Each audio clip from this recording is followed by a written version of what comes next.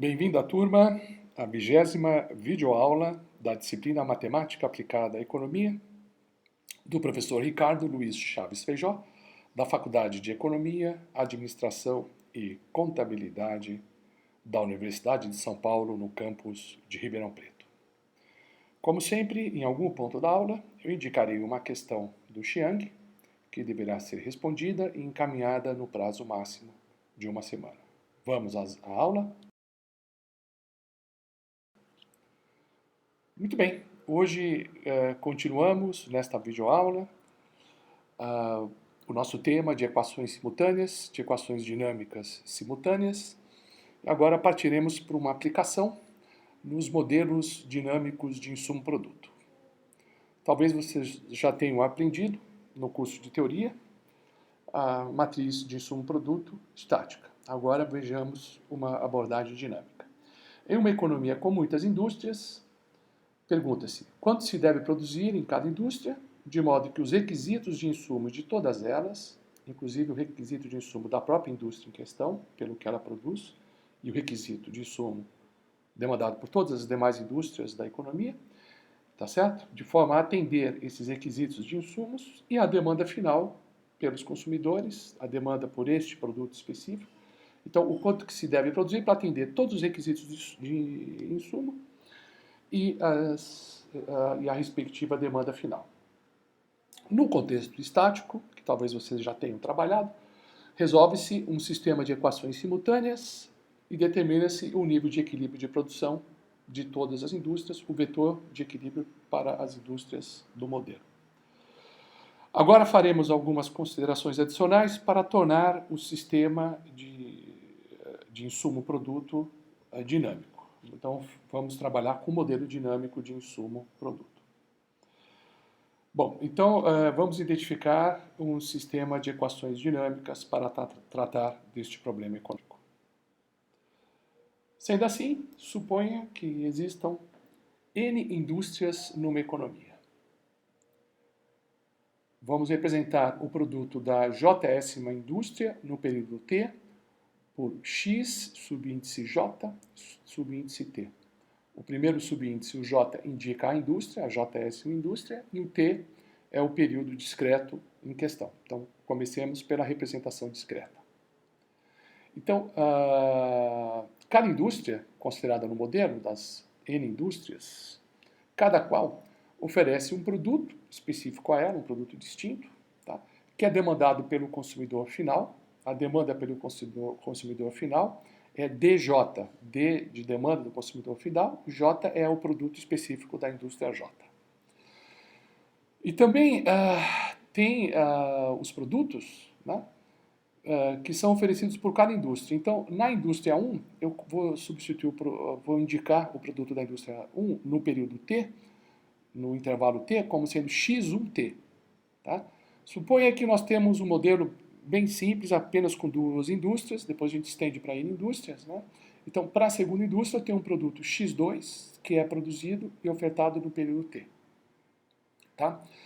Para o produto 1, eu tenho a demanda D1, para o produto 2, a demanda D2 do consumidor final. Vou trabalhar, portanto, com um sistema aberto, com apenas estas duas indústrias. Se quisermos tratar um modelo com N indústria, a gente apenas expande a dimensão da matriz, já que daremos a seguir um tratamento matricial para esse problema. Ok? Vamos introduzir os coeficientes técnicos. Então, o valor em reais, tá, da iésima mercadoria requerida na produção do valor de R$1 da Jésima mercadoria, a gente representa pelo coeficiente técnico de Leontief, que vocês já viram em outro curso, seguramente, que é o A subíndice I subíndice J. Tá? Então, o I diz respeito ao insumo e o J é o produto final. Então, para produzir J, o valor R$1, tá certo? Do produto final, é necessário tantos reais, ou provavelmente uma fração de real, né, da mercadoria I, que seria o insumo na produção da mercadoria J. Um dos insumos. Né? A gente supõe que a mercadoria utilize vários insumos em sua produção. Vamos introduzir um modelo que é formado a partir da hipótese de defasagem de tempo na produção. Então, mantemos um sistema aberto com duas indústrias e vamos equacionar o produto da indústria 1 da seguinte forma. X1 é igual a A11 X1 mais A12 X2 mais D1. Essa é a equação 36. O que está dizendo aí? Então está dizendo que o produto da indústria 1, o bem 1, é utilizado como insumo na própria indústria, o A11, né? O quanto do 1 eu preciso na produção de 1, porque vamos supor que seja produção de tecidos, né? E uma parte desses tecidos é utilizado na própria produção de tecidos. Ou, bom, aí não ficou muito claro, né? Mas a produção, por exemplo, de grãos de milho. Uma parte desses grãos de milhos é feita para fazer pipoca, outra parte desses grãos de milhos é insumo na própria indústria, no caso a agricultura, né? Produtora de grão de milho. Tá? Então esse A11 é o produto 1 empregado como insumo na própria produção desse mesmo produto 1. Então A1, X1, mais A12, X2, então o produto 1 como insumo da indústria 2, A12, X2, a quantidade produzida na indústria 2, mais a demanda final pelo produto 1. Então o produto 1 tem que atender a demanda pelas indústrias, inclusive por ela própria, e também a demanda final. Tá? Ou seja, de acordo com essa equação 36, né, o produto da indústria 1 é consumido em parte pela própria indústria em questão, dado o coeficiente técnico A11, e em parte pela indústria 2, que o emprega como insumo em sua produção, numa quantidade que depende do coeficiente técnico A12. Né? E o produto dessa indústria também tem que ser o suficiente para atender os consumidores finais que demandam D1. Então temos a equação 36. Agora, nós vamos voltar à equação 36 e vamos introduzir uma hipótese adicional, que é uma defasagem de tempo na produção. Tá? Então, dada a demanda total da mercadoria, 1 em questão, no período T, tá? No intervalo T, tá? Dado o uso dessa mercadoria nesse intervalo, na produção dela mesma, na produção da mercadoria associada à indústria 2, tá?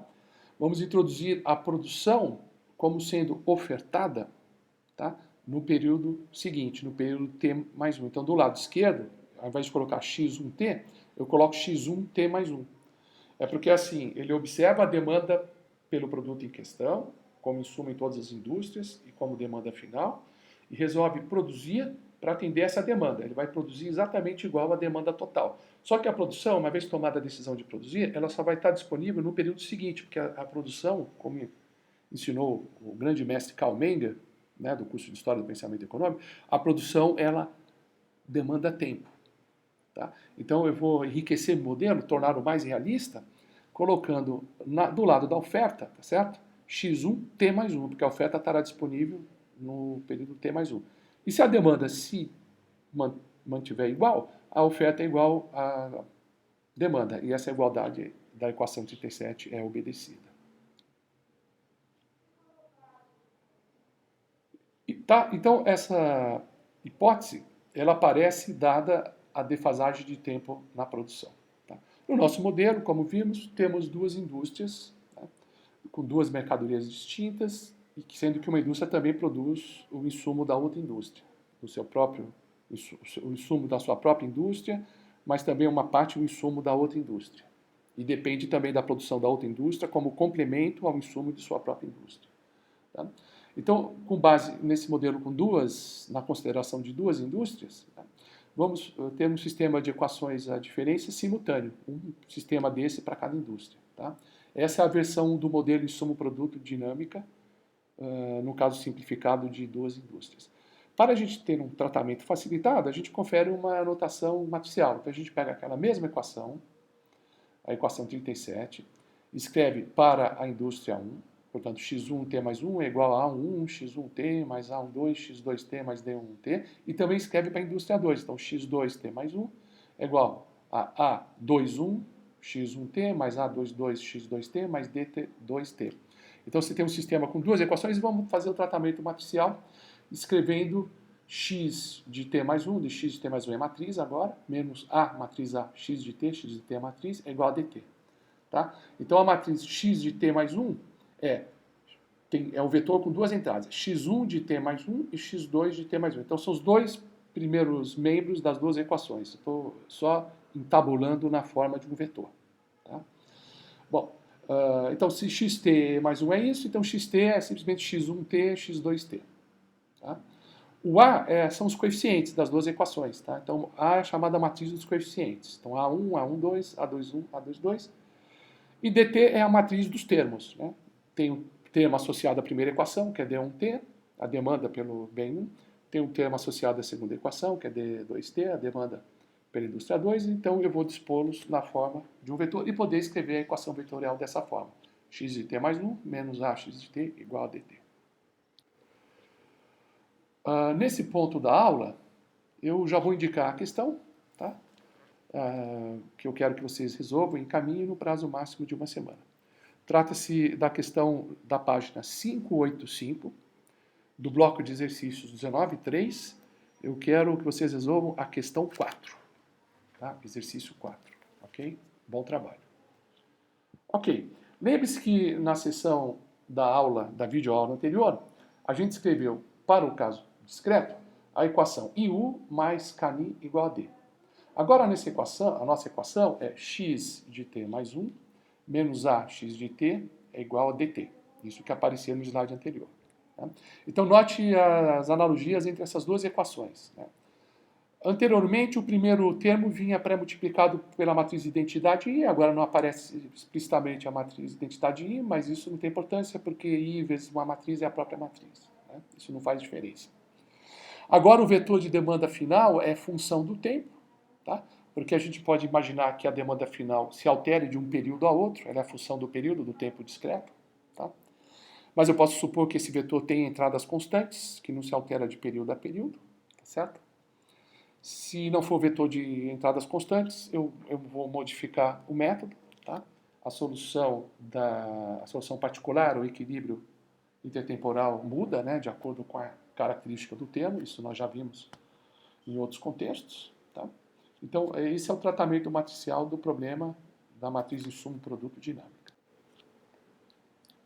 Muito bem, vamos agora a um exemplo. Tá? Então, o exemplo é o seguinte. Seja um vetor de demanda final do tipo exponencial. Tá? dt igual a ΔT e ΔT. Então, estou supondo que é a mesma demanda para o produto 1 e para o produto 2, ou seja, as duas indústrias deparam-se exatamente com a mesma demanda. Então, se eu posso escrever o vetor de demanda assim, eu posso colocar o ΔT em evidência, né? Delta é um escalar positivo, então fica o vetor 1, 1, tá? ΔT. Tá? E aqui está o sistema de equações, representado por x de t mais 1 menos ax de t igual a dt. Vamos começar pela solução particular, depois a gente vê a solução geral da homogênea, ou seja, as funções complementares. Tá? Muito bem, para encontrar as soluções particulares, vamos observar esse termo, esse vetor dos termos, né, das demandas finais. Então a gente sabe que as soluções, elas são da forma, elas são parecidas com o tipo da função termo. Né? Então, como a função termo é um ΔT, então a gente supõe que x1 de t e x2 de t é um ΔT. No x1 de t eu pré-multiplico por beta1, que é específico do x1, e no x2 de t eu pré-multiplico por beta2. Então fica x1 de t, beta1, delta elevado a t, x2 de t é igual a beta2, delta elevado a t, e naturalmente beta1 e beta2 são coeficientes indeterminados. Muito bem, como o vetor termo é do tipo delta elevado a t, né, para as duas equações, então a gente supõe uma solução tentativa candidata da forma x de t é igual a beta1 gama elevado a t e beta2 gama elevado a t. Tá? Não precisa necessariamente o beta1 ser igual a beta2, porque são duas indústrias distintas, tá certo? Embora tenham a mesma demanda final, note que a demanda final é a mesma, mas a demanda do produto de cada indústria em termos de insumo, como insumo dela mesma e o insumo da outra indústria, pode ser diferente. Então a produção não é igual, embora a demanda final seja a mesma para as duas. Né? Então vamos supor a produção da primeira indústria beta1, delta elevado a t, da segunda indústria beta2, delta elevado a t. Portanto, esse é o x de t, esse vetor com as duas entradas. Posso colocar delta elevado a t em evidência, então x de t é o vetor beta1, beta2, delta elevado a t. Portanto, x de t mais 1 seria beta1 delta elevado a t mais 1, beta 2 vezes delta elevado a t mais 1. Ok? Eu posso colocar o delta t em evidência, então fica beta 1 delta, beta 2 delta, como entrada do vetor, coluna, e o delta elevado a t em evidência. E agora eu vou fazer uma matriz pré-multiplicativa conveniente, só por questão de elegância, e para manter apenas beta 1 e beta 2 como vetor, então eu coloco a matriz delta 0, 0 delta, beta 1, beta 2. É claro que o produto dessas matrizes dá simplesmente beta 1 delta na primeira entrada, beta 2 delta na segunda entrada, um simples vetor coluna, mas eu escrevo assim, né, para isolar apenas beta 1 e beta 2 como vetor coluna. Então fica delta 0, 0, 0 delta, essa matriz quadrática, vezes o vetor coluna, vezes o delta t. Tá? Simplesmente essa matriz delta 0, 0 delta é uma matriz pré-multiplicativa conveniente. Muito bem, agora vamos substituir essas matrizes do exercício na equação do modelo dinâmico em suma produto, que é x de t mais 1 menos a x de t igual a dt. Então, o x de t mais 1 aparece, é esse delta 0, 0 delta, beta 1, beta 2, delta t. Esse é o x de t mais 1. Menos a matriz A, que é a matriz dos coeficientes, A1, A12, A21, A22, e o xt, que é o vetor beta 1, beta 2, vezes delta elevado a t. É igual, aí você põe agora o vetor associado aos termos, né, que são as demandas finais. Então, o vetor 1, 1, delta t. A gente trabalha com a hipótese de que delta é diferente de zero, delta t é diferente de zero. Posso cancelá-lo na equação matricial. Vou também colocar o vetor beta 1, beta 2 em evidência. E as duas matrizes eu somo termo a termo, no caso eu subtraio porque tem um sinal menos. Né? Então fica delta menos A1, menos A21, pelo sinal menos A1, 2 e delta menos A2, 2. Então, essa matriz vezes o vetor beta 1, beta 2 é o vetor com entradas de 1, vetor 1, 1. Bom, então para calcular o beta 1 e beta 2, temos que inverter essa matriz, né? Suponha que a matriz delta menos A1, menos A1, 2, menos A2, 1, delta menos A2, 2, seja uma matriz invertível, para a gente calcular o vetor beta 1, beta 2, saber o valor de cada beta, portanto, de cada uma das soluções. Vamos aplicar a regra de Cramer. Suponho calculado o determinante dessa matriz que pré-multiplica, né, a matriz dos betas, certo? Esse determinante simplesmente é o produto cruzado, né? Então é delta menos A1, delta menos A2, 2, depois A2, 1 vezes A1, 2, ou A1, 2 vezes A2, 1, menos com menos, né, dá mais, como é diagonal secundária, aparece o sinal menos. Então esse é o valor de delta. Então, delta é delta minúsculo menos A1 vezes delta minúsculo menos A2, 2, menos A1, 2 vezes A2, 2, 1. E o termo de cima é aquele termo obtido pela regra de Cramer. Então, como se trata de B1, então eu cancelo a primeira coluna, a primeira linha, aparece esse delta menos A2, 2, né? Depois eu cancelo a primeira coluna, a segunda linha, aparece esse menos A1, 2, como a posição é ímpar, fica com o sinal trocado, então fica esse mais 1, 2, né? Que você sabe, né? E para o beta 2 é a mesma coisa, né? No caso eu estou cancelando a primeira coluna e a primeira linha, tem esse delta menos... Não, perdão. Eu estou cancelando a segunda coluna, a segunda linha, tem esse delta menos A1. Depois eu cancelo a primeira linha e a segunda coluna, sobra esse A menos A2, 1, mas com sinal trocado, porque eu estou numa posição ímpar, né? Fica esse mais A2, 1. Aquilo que vocês aprendem em curso de cálculo matricial. Né? Então, esse é o valor de beta 1 pela regra de Cramer, cálculo de determinante. Né? Esse é a regra, o beta 1, aquele lá é o beta 2. Tá? Então, é só introduzir o beta 1 e beta 2 na solução tentativa, né? E temos a solução particular. Ok? Muito bem, agora vamos para as soluções gerais da homogênea associada, né? As funções complementares. Tá? Então, da equação original do sistema dinâmico x de t mais 1 menos a x de t igual a dt, eu tenho a equação matriz de suma ou produto dinâmica x de t mais 1 menos a de x de t igual a zero. Né? Porque aqui são as funções complementares, é a homogênea associada. Ok? Como é que agora a gente precisa ver quais são as raízes características? A gente precisa chegar à equação característica do sistema. Tá?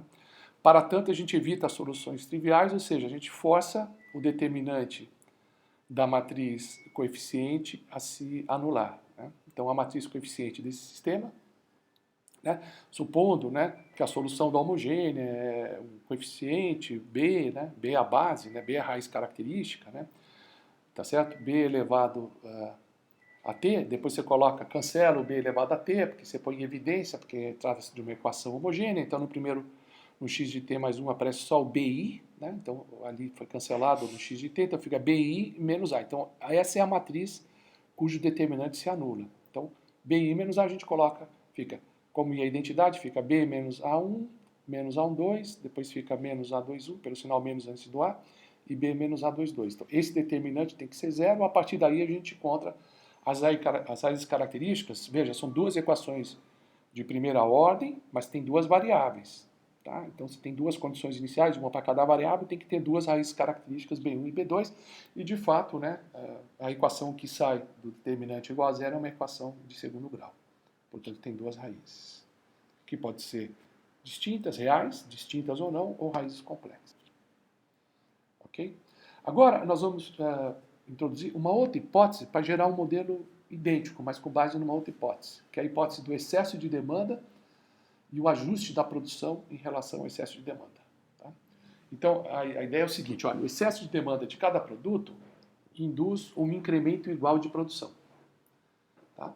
Então, no intervalo T, eu tenho um excesso de demanda, que é aquilo que é produzido menos o que é demandado em T. Então, em relação à indústria A1, produto 1, A1, X1 de T, mais A12, X2 de T, é a demanda desse produto como insumo, mais D1 de T, que é a demanda final, então aqui é a demanda total, esses três primeiros termos, menos a oferta é o excesso de demanda. Ok? Então, os três primeiros termos representam a demanda nesse intervalo, o último termo, x1 de t, representa a oferta nesse mesmo intervalo de tempo, então a diferença entre os dois é o excesso de demanda. A gente supõe que ocorre um ajuste de produção igual a esse excesso de demanda, ou seja, delta x1 de t, ou seja, x1 de t mais 1, a produção no período seguinte, menos x1 de t, o quanto vai variar a produção, é igual a esse excesso de demanda. Tá? Então a gente coloca delta x1 de t é igual a equação lá em cima, né? A1 x de 1 de t mais A12 x de 2 de t mais D1t menos x1 de t é igual a delta x1 de t. E olhando a expressão do delta x, então a gente percebe que o menos x1 de t se cancela, porque aparece nos dois membros, tá?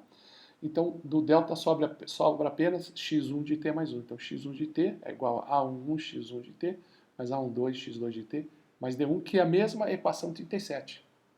Tá?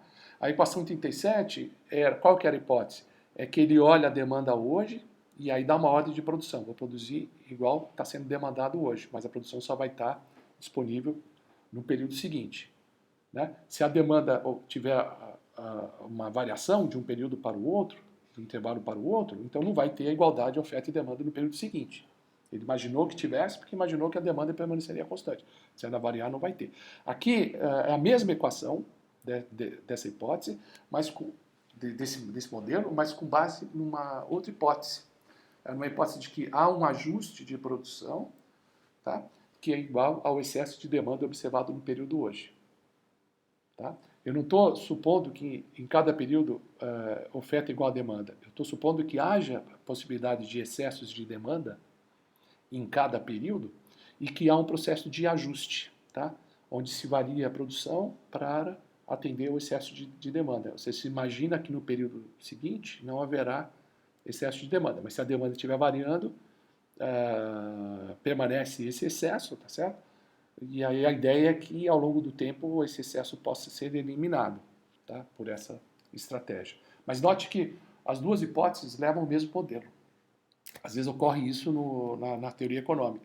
Você tem o mesmo modelo com duas hipóteses, com duas histórias diferentes que fundamentam as equações do modelo. Tá? Isso para o caso de tempo discreto, e a gente pode naturalmente migrar para o tempo contínuo. No tempo contínuo, a gente não tem mais os subíndices, né, que a gente emprega no tempo discreto, esse subíndice I, que se refere à indústria, e o T, que se refere ao período. A gente só precisa se referir à indústria, né, então é XI, subíndice só indica a indústria, e o período agora não é período, é o tempo contínuo, então é XI em função de T. O tempo agora surge como argumento da função. E no lugar da diferença do delta x e t, a gente trabalha com a derivada temporal. Né? Então seria x i' de t, né? Porque a caso contínuo as diferenças se tornam derivadas. E a hipótese do modelo de ajuste de produção, que nós acabamos de ver para o caso contínuo, fica x1' de t é igual a 1 x de 1 de t, mais A12 x2 de t, mais D1 de t, menos x1 de t. Ou seja, a variação, no caso a derivada, é o excesso de demanda. Tá certo? Para a indústria 1 e para a indústria 2, subíndice 2. Então, x2' de t é igual a A21 x de 2t, mais A22 x de 2t, mais D2, porque a indústria 2 é o bem 2, então a demanda final por ele, D2t, menos x2 de t. Tá? Ok? Então, agora, eu tenho não a produção ajustada período a período, mas eu tenho um ajuste contínuo. Né? Eu tenho uma taxa de fluxo de produção por unidade de tempo, dia, mês, né? Que varia continuamente. Tá? No instante t igual a t0, eu posso supor que a produção é xi de t0. Tá? Ok? A demanda final, a gente imagina a demanda final por mês, tá? Em t0, di de t0. Tá? Do lado esquerdo da equação, tem seu excesso de demanda por mês em t0. Tá? Embora seja contínua, mas eu estou projetando o excesso de demanda por um período. Né? A variável t está variando continuamente, mas a ideia do excesso de demanda, eu estou fixando um período. Então, período arbitrário, né? Demanda por mês entre aspas, né? Em t0, tá certo? Do lado esquerdo da equação tem a taxa de ajuste da produção mensal, entre aspas, né? Exigido pelo excesso de demanda em t0, tá certo? Então, é assim que a gente adapta esse modelo para o caso da variável contínua. Esse ajuste, tá, visa erradicar o excesso de demanda num certo prazo, que eu chamei de mês entre aspas, pode ser qualquer prazo. Tá? E a ideia é de que se alcance esse equilíbrio. Tá? O ajuste pelo excesso de demanda permanece como um processo inalterado, a gente supõe esse processo inalterado, tá? Está sendo feito esse ajuste na hipótese de que, por mais que esse excesso de demanda se varia com o tempo, tá? Há um ajuste de produção induzido, né? E é um processo do tipo a caça do gato ao rato. Tá? O rato é o excesso de demanda observado em cada instante e a ideia é que fazendo esses ajustes, esse excesso tende a desaparecer. Tá? Então a trajetória de produção de xi é a história dessa caçada. Se a solução dessa equação diferencial for convergente, o gato, né, o ajuste de produção, alcança o rato, que é o excesso de demanda. Então a gente imagina que esse excesso de demanda ele é eliminado, a produção tende a atender esse excesso de demanda quando o tempo tende a infinito, num horizonte de tempo infinito. Tá? Vamos agora formalizar o modelo para o caso contínuo, né? E vamos escrever o sistema de equações associadas, que é esse sistema 38, né? Que é a versão contínua. Então fica i x' mais i menos a x igual a t. Tá? Ok? O x', esse vetor é simplesmente x1' de t, x2' de t. O x é x1t, x2 de t. A é a matriz dos coeficientes, A1, A1, A1, A12, A21, A22. E o D é o vetor das demandas finais, D1 de t, D2 de t. Essa é a equação 38. Equação na forma matricial desse sistema de tempo contínuo. Ok, vamos obter as funções complementares? Vamos empregar o mesmo método já visto para o caso discreto. Vamos aplicar no caso contínuo. Tá? E as raízes características, elas sairão de uma equação característica que surge na hipótese, né, que o determinante é nulo, para evitar soluções triviais que simplesmente anula, né, a função complementar. Como a gente não quer anular a função complementar, a gente supõe soluções não triviais, portanto, o determinante da matriz envolvendo os coeficientes, né, tá? Nessa expressão RI mais I menos A, esse determinante é igual a zero. Tá? A partir daí você tem uma equação que envolve, uma equação de segundo grau, que envolve as raízes características, que depende dos coeficientes técnicos, e aí chega-se às soluções gerais da solução homogênea. Tá? E as soluções particulares vai depender do termo, né? Do vetor D1 de t e D2 de t. Tá? O método de solução das particulares depende do vetor associado. Agora vamos ao exercício para trabalhar com a solução particular. Temos, portanto, que supor um certo vetor de demanda final. Nesse caso, o vetor de demanda final para o modelo com ajuste de produção no caso contínuo é esse aqui, D igual lambda 1 e elevado a ρ de t, lambda 2 e elevado a ρ de t. Lambda 1 é diferente de lambda 2 porque são duas indústrias. Né? Os lambdas is e os ρ, e o ρ é o mesmo, supõe o mesmo para as duas indústrias, que são duas constantes. Tá? Vamos ver a solução particular do correspondente modelo dinâmico. Então, o modelo dinâmico seria ix' de t mais i menos ax de t é igual a d. Vejamos a solução particular. Bom, vamos aplicar o método dos coeficientes indeterminados. Então, a gente supõe que a solução tenha o mesmo formato do termo, né, o mesmo tipo de função. Então, xi de t é igual a beta-i e elevado a ρ de t, porque o e elevado a ρ de t aparece nos termos constantes, nas demandas finais. Então, a gente supõe esse xi, portanto, xi', a derivada, né, deriva ali o ρ, que é derivada em relação a t, né, e elevado a ρt é derivado, né, que dá, o ρ passa para frente, né, ρ, e elevado a ρt, põe ele na frente, ficou o beta-i, que aparece na expressão, e elevado a ρt. Ρ de t, vezes t. Né? Então, vamos tratar isso na notação matricial. Então, x é beta1, beta2 elevado a ρt. Então, x1 e x2 na notação compactados na notação matricial. Depois, o x1' e x2' também compactado na notação matricial. Eu ponho o ρ em evidência, está pré-multiplicando a matriz vetor beta1, beta2. E eu pós-multiplico isso e elevado a ρt também está em evidência. Certo? Agora eu vou dar, para dar uma elegância, né, nesse tratamento, no lugar de ρ, eu ponho ρ0, 0 ρ. Né, isso dá a mesma coisa que pré-multiplicar por ρ, né, ou essa matriz aí, ρ0, 0 ρ, dá o mesmo efeito que só o ρ pré-multiplicando. Né, só para ficar mais elegante. Tá? Vou substituir na equação do modelo, tá? Nessa equação ix' mais i menos ax igual a d. Eu vou substituir nessa equação e já vou cancelar o e elevado a ρt, né, que isso é diferente de zero, né, obviamente, porque a base é no natural.